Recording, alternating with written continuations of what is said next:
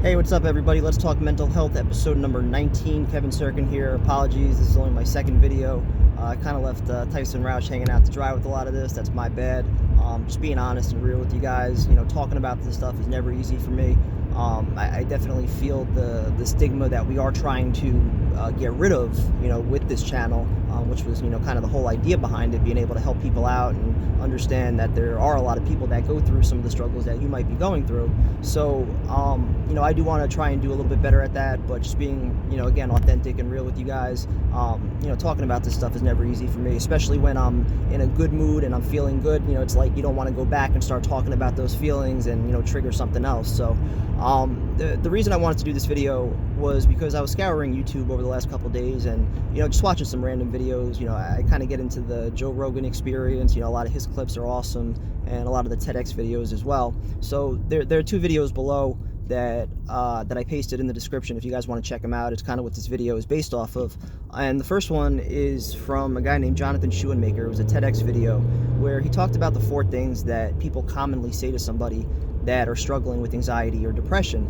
And the first one just kind of fascinated me because it's something that I know I've said to people countless times, and I know it's been said to me so many times. When I mention, hey, I'm feeling this way, or this is what's on my mind, people will just say, hey, you've got a great life, you have so much to be thankful for.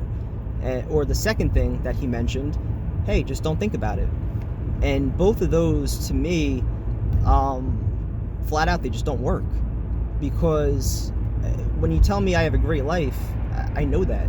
I know I have so much to be thankful for, which is why it makes it so difficult that I am feeling the way I am if I'm struggling, if I'm in that state. It's like, why am I feeling this way when I have A, B, C, D, E, F, and G, all to be thankful for, and, there are millions of people that don't have just A and B.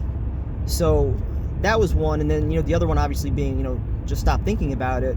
He touches upon mental illness being exactly what it is. It's an illness. So if somebody has another illness like the flu or coronavirus, whatever, do you tell them just stop having the flu? No. The same way, it's like if you tell somebody, hey, don't think about pink elephants, what are they going to think about? Pink elephants, right? So telling somebody just to not think about it, it's easier said than done. I try to just not think about it, but again, easier said than done. And as far as from an advice standpoint, not really the best way to go. So then, you go to the third method, which, I think a lot of good friends have done this for me, and I appreciate, where they just say, hey, I'm here if you need me. And that's awesome. I appreciate that so much. The problem is, for me, and I think a lot of people that struggle, we don't really initiate. We don't want, the pity or people feeling sorry for self. At least I don't. So I rarely initiate when I am struggling. I tend to try and work my way out of it. Distract myself with sports or, doing other things, working out until I get better. And then, I rejoin society and social media and everything else. But then the fourth method that he mentioned, which is, I still think, the most effective, and it's a shame that more people don't do this, the just sit around with me method, right? Just actually go face to face with somebody, whether you're grabbing a beer, a coffee, watching the game, and you don't even have to talk. You don't even have to get into the feelings. You just have to be there to provide that distraction. And, I'm getting chills talking about that because I can't tell you how many times I'm so thankful, whether it's, mom, dad, a friend, a coworker, somebody from the podcast or, the website that, I write for, whatever it is, whoever it is. I can't tell you how many times I've been thankful for somebody, when I've been going through something, for just being there. Not even what they said, not their actions, just providing me with a distraction so that I didn't have to sit at home and think about whatever was going on in my mind.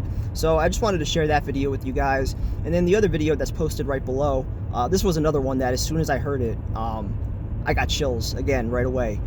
This was right after Tyson Fury knocked out Deontay Wilder. A clip from an interview that he did with Rich Eisen on ESPN got retweeted on Twitter.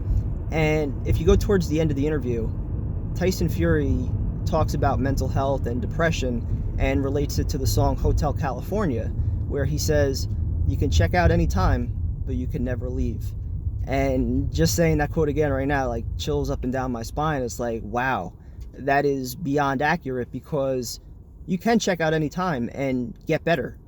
Like, if you're struggling today and you're going through it today, you put in the work for a couple days, a couple weeks, you will feel better. There will be a light at the end of the tunnel, but mental health does not leave you.